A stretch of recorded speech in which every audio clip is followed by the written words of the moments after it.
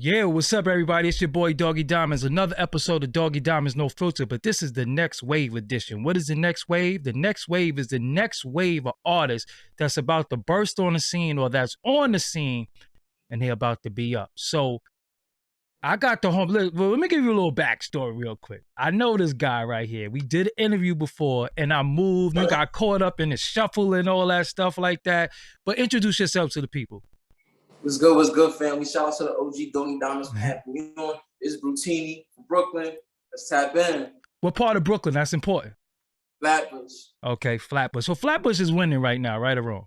I mean, Brooklyn overall is winning. Yeah, but y'all kind of like stole the show and all that, you know. But shout out to the Ville, shout out to the East, shout out to Clinton Hill, shout out to Fort Greene, shout out to Canarsie, shout out to the whole BK. What does it mean to be a Brooklyn artist though? Is there a lot of pressure? It's just pressure being from Brooklyn overall. So being an artist, that element, you gotta understand how to navigate. If you can't, then you're gonna fall to the wayside. And you gotta be like being from Brooklyn, you gotta have thick skin because it's tough love out here. This industry ain't, it ain't like anything you do, as a matter of fact. So and the streets, the Brooklyn streets, forget about it. It's very, very dangerous out there these days. That's something different. That's another element that we can't even expound on right now. So music. How did you get into doing music? Well, originally I started with the fashion, and music and fashion always goes together. I had took a little break off, and being around my friends that's always in the studio, they always recording. And I would make suggestions of giving my ideas. And you're like, yo, why you never try recording? Then I went to my own little personal experiences. Then I started recording. And the first song I recorded was in the crib, my man's crib. And from there, he's like, nah, you gotta take this serious for real, for real. So how many projects do you have? Unreleased or overall? No, overall. Like, do you have anything out there right now that they could check? Well, I got an EP, Tire Laces, and then I dropped a full LP, Drip Amphetamine, in September during like COVID and the pandemic. So I ain't make that much traction with it, but we still pumping with that right now. So say that title one more time. Drip Amphetamine. What the hell do that mean? It's a combination of everything. Like, we thrive to attain a level of luxury as a result of our success. So we like this, be flamboyant, like to show things off, but it's like retail therapy. So when you do something, you accomplish a task, you want to reward yourself. So that would be Drip Amphetamine. So yeah, because when I hear amphetamine, I'm like, well, is that got to do with them pills or anything like that? Nah, none of that. It's that's the thing. Like, fashion is such of a crave. Like, we consume so much, it's almost like a drug. Mm-hmm. But this element, I want to give the experience of like, all right, if you're gonna go shopping, you gonna indulge, here's the vibe for you, Drip Amphetamine. Let's celebrate. You're also independent, like you're funded by you. Yes, 100%. So what is that like? Do you because some people like, yo, I get this deal. What is it like to be spending your own money? Well, it's an experience of learning that you're gonna have to bet on yourself, and it comes with lessons, and might do the wrong thing, might do the right thing, and understanding the differences and putting a group of right things together so that the momentum can go. But being independent, if you if you don't got thick skin and you're not level-headed and you're not sticking through it, you're gonna fail, because at the end of the day, being independent is a mental game more than a physical game. So I seen you on DJ Smalls too. How did that come about? I had a PR that I knew very well that reached out, and I had seen them in Atlanta like a year before that. But I wasn't moving, I wasn't buzzing. And then finally the PR reached out again because I asked, like, can we get that situation going? And I was finally in Atlanta, and I just got invited on the show, and we did that. So you went out there, you was talking about a lot of one of my favorite things, jewelry. Do you got an affinity for jewelry? Like I used to have. I retired. All my jewelry is hanging on the walls. I got rings, I got watches. Do you have an affinity for jewelry like I used to have? Yes. Because to me, it's like a hood trophy. You know what I'm saying? Like, got you. You play sports or whatever the case may be, or valedictorian, you get a medal for it. Being independent and pushing and being able to still Like to me, like once you do something for 2 or more years, that's considered consistent, and you become a professional. So I felt it was only right to reward myself because I've been working hard, and jewelry is one of those ways to show that. And I couldn't come on here not showing the jewels on Doggie Diamonds. Right, because y'all gonna make me start wearing my jewelry again, but I retired from jewelry. So come back outside. My stuff is too heavy, man. It's too crazy, man. It's too crazy. That's how we want it though. If we don't want no hollow jewels. No. My diamonds got my diamonds actually got my piece got holes in the back so my diamonds could breathe. So I be seeing people with pieces. I'm like, if these is real diamonds, them diamonds got to breathe. Where them holes at, man? You know what I'm saying? Holes, right? Where them holes? You don't see no holes. It's not real. You see certificates, but I mean, that's again, we don't like to get too caught up with that, but if you understand how jewelry works, it can be an investment. Yes. Not a liability. So there's components to, showing success, but sometimes the jewelry attracts the wrong energy. But the energy I'm putting out, if you work hard, you can shine hard. But also I want the people to know that you got jewelry, but you also live. You live somewhere. You got a car. It ain't like you got all this jewelry and you staying on somebody's couch. Like let them know you all right. Yeah, I'm a Westchester. Deep out there, out the way, Yeah. And now I'm just working on getting moms out here too, because I need her to retire. Like she, as hard, and that's the thing that as an independent artist, it's making me go harder because watching my parents work, and they always made sacrifices to get certain things, and me being an independent artist and betting on myself and banking myself. There's certain sacrifices I gotta make. Unless, if you want a result, there's certain things you gotta do. Like even a lot of people tell me, yo, you gotta do this, you gotta do that. And it's like, damn, sometimes I get that roadblock, but you gotta still fight and push through. So that's what that is. So you being independent, you pay for everything. Is there because there's other artists like you that indie, they might come across a couple of dollars or even have an investor. What is like the dumbest thing you can do that you learn now that you was like, I really paid for that? I shouldn't have bought. I shouldn't have did this. I didn't have to do that. What is some of the mistakes you made? And like paying the wrong promoter. Mm-hmm.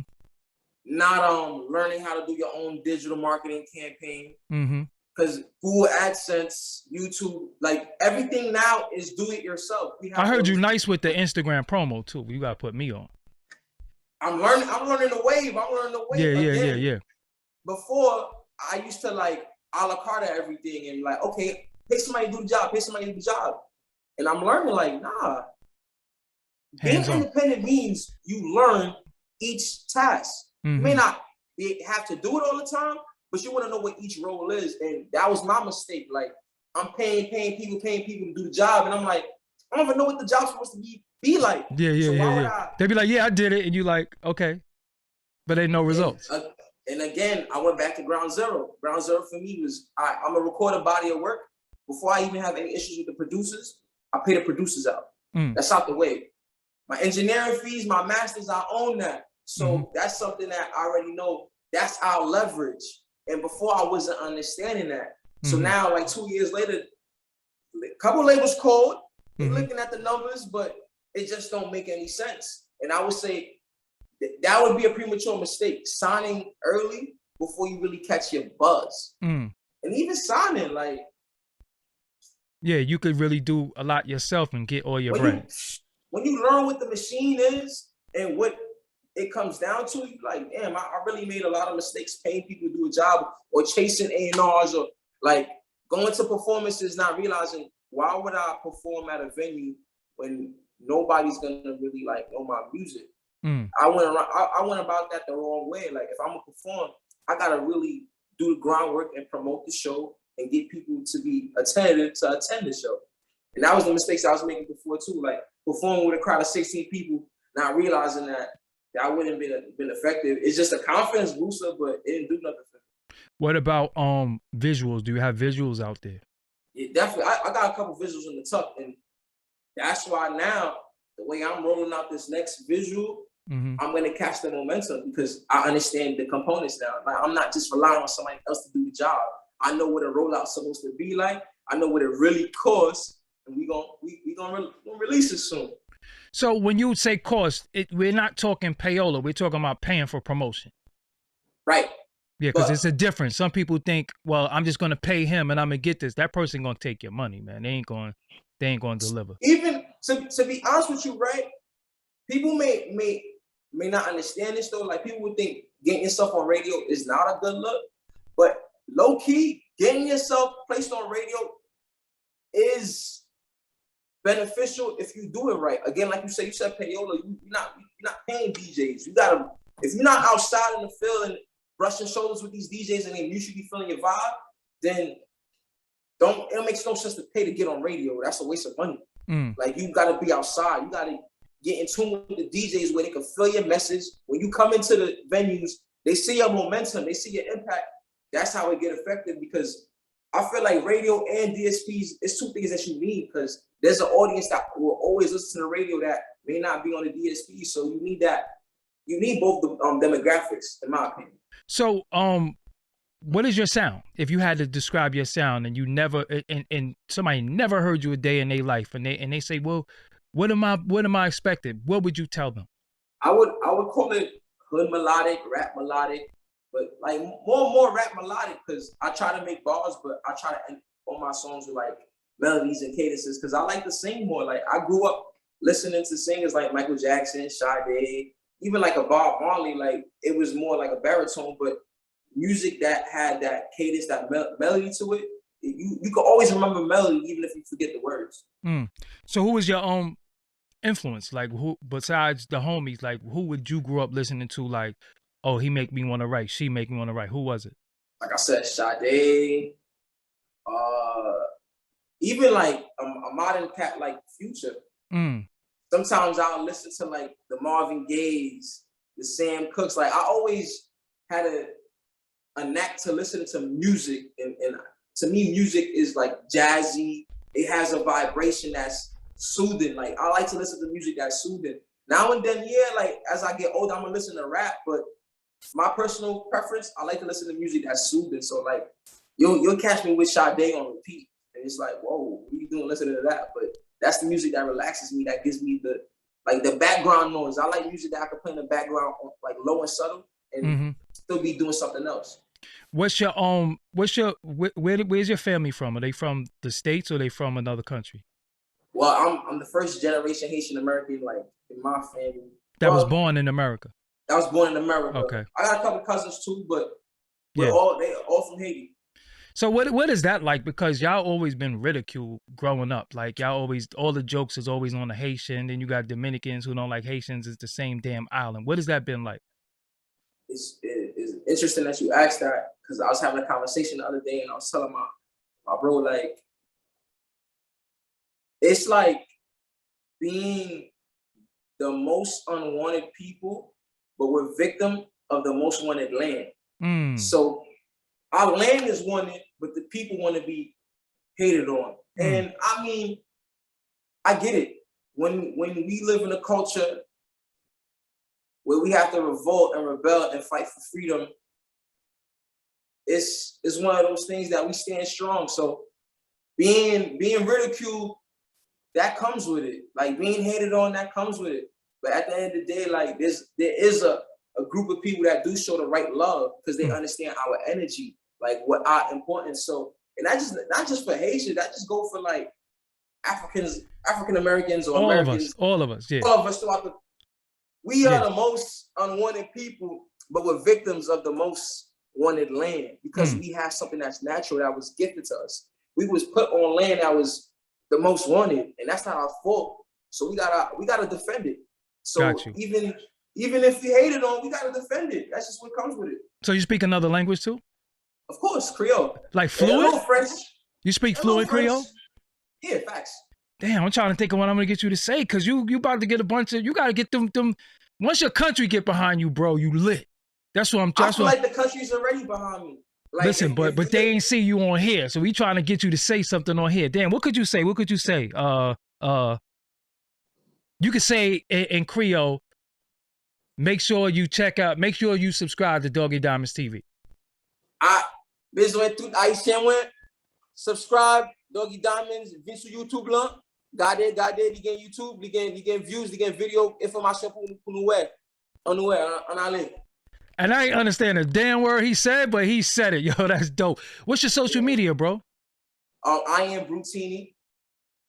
At I am Brutini on all handles. What does Brutini mean? Funny thing, right? High school, Mm-hmm. my name, like people used to like pronounce it kind of wrong, Mm-hmm. and they used to like mess it up.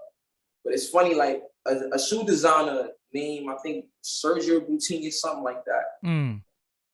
One of my friends decided, he's like, yo, from now on, since I can't say your first name the right way, I'm gonna just call you Brutini. And Brut is short. And funny enough, like it started catching on. And then when I got to college, like it's funny, me and my bro, we would like email our professor, like the first day of class, he would call us this. Mm-hmm. And then I just kept running with Brutini. And people, it was funny. The reason why I ran with it, because even more people asked me what it means. And because I realized that people be curious enough, so I'm like, yeah, I'm gonna tell my name Brutini. Yeah. Funny enough, like again, my man, he gave me the name in high school, and I just ran with it. And Brutini, I take it as like, be who you are, like I and I, like it's self-reflection and things like that. But being a brute, you know, things like it, like I started giving a little meanings here and there, but I never really thought to give it a meaning. It's just I ran with it because my man's gave me a name, and I just, you know, some things that's given to you, you just take, you know, you just take it, and you fly with it. Yeah. Where could they hear your music at? Is it on all the streaming platforms? Tidal, Spotify, Napster. I definitely want y'all to go on Napster and run it up. Napster is the most important.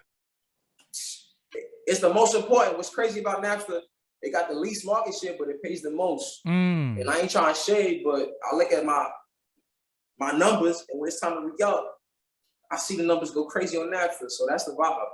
So Napster, I know the old Napster. So Napster is a paid streaming service now. That yes. Okay. Yes. Because Napster it used to be Rhapsody, but now it's Napster. Oh, Rhapsody is now. Okay. So give them the name of the projects again. Tire Laces EP, Drippin'Fetamine LP. Drippin'Fetamine on all platforms. Go run it up. Mm-hmm. It's a sound. It got 28 songs on it. What? I know it's something for you that you can catch and vibe to. What make you put 28 songs on a project? I mean, here's what happens. You start going to the studio. It's like you start having so much content. Yeah, At some point, you gotta start releasing. Like I can't hold all this down. Yeah. And in the search of finding my sound, I started putting songs together that was my identity. Like as you ask me, what's your sound like? And I say it's rap melodic, more so melodic. I found a body of music that was melodic but not monotonous. And I put it together so I could present the vibe of Drippin'Fetamine. And it's even funny, like even Shaheem Reed, when he heard the name, he said it reminded him of when he heard Illmatic. I was like, whoa. I'm like, don't even compare me yet. Yeah, right. Don't. I'm not worthy. Don't do that to me. Yeah, don't do that to me. Yeah. It just shows the name. It brings that energy. So I want to keep following up with even better projects that can make my sound profound. Got you. So how much jewelry you got on right now? What's the tag on that? What we doing? What we at 25? We at 30? How much is that right there? It's like 50, 60. Damn. Regular. I get $1? Damn, let me get $5 or something like that. I got you. Yeah. We gonna set up a little charity joint. We do something. Yeah, word. I need charity. I'm poor. Nah, but it is what it is. But also, you need to back out your jewelry because I know you got kilograms. I got, but also, I've seen a couple of joints. I got diamond joints. Yeah. I got a little something. But also, I want to make this plain before we go. You have done book bag drives. You've done a lot of stuff for the children. Tell the people about that because you're not somebody who just get jewelry frosting. You've actually given back to the community. How important is that to you? I mean, that's the vital thing. Like, to be honest with you, coming where we come from, like, especially my era, we had a place called Hoopland where that was like the hood's community center because we all would go play basketball. So imagine going to Hoopland and Dre would be like, yo, come through, come hoop. And the kids would see certain things that we didn't have access to. Or going to even like basketball camps and seeing pro athletes come to the camps and give back and give away free gear. So I'm like, yo, it never made sense to why I give it back. But as I got older, you gotta inspire the people that's coming up, because at the end of the day, if you don't steer them in the right direction, then where they gonna go? So you gotta give them the help, because when there's no help, people get desperate, and we do things that you can't even judge no more. So why not give back and have a structure so that there's an outlet, so that kid that was inspired, when he gets to my position, he's gonna do the same thing and keep passing the torch down and giving a helping hand. The gift that keeps giving. It has to be like that, because we don't want no regular Robin Hood story, bro. Like, we rob from the rich and then come help the poor. Like, we gonna end that. We are the rich. We are the rich now. We are the rich now. So why not put our communities that raised us in the same position, so we can keep building the community? Facts. Makes sense. So give them the social media one more time before we get up out of here. I am Brutini, IAMBRUTINI on all handles. You can find me on Spotify, YouTube, Brutini. Just type it in, Drip Amphetamine, and that's that. All right, so that's what it is. I thank you for joining me. Finally, we got it done. I'm gonna find the other one though. That's still coming, because that one was funny. I think I was laughing at. I was laughing at you for something. Funny, bro. But I'm gonna find it. I'm gonna find it. It's somewhere around here in one of these cars. But I'm glad we could update, because you got more music out. But Drip Amphetamine is the complete opposite of that project that we even talked about the last interview. Gotcha. So this Bob, I need y'all, Drip Amphetamine, I need y'all to go listen to that. It'll be something completely different. In the description box will be the album as well as your Instagram. Bet. It's lit. So it is what it is. So I thank you for joining me. Until next time. What you doing, OG. Like, we don't stop. Into this game, bro. We don't stop. You gotta keep doing what you're doing to apply that pressure, bro. Look, we don't stop, man. And shout out to the bros, man. Ether and Mojo. You know what I'm saying? It is what it is. Until next time. Peace. All right, peace. Peace. Hey, you want to be a part of the next wave? Then hit me up at info@doggiediamondstv.com. That's right, email info@doggiediamondstv.com. Let's see if you got what it takes.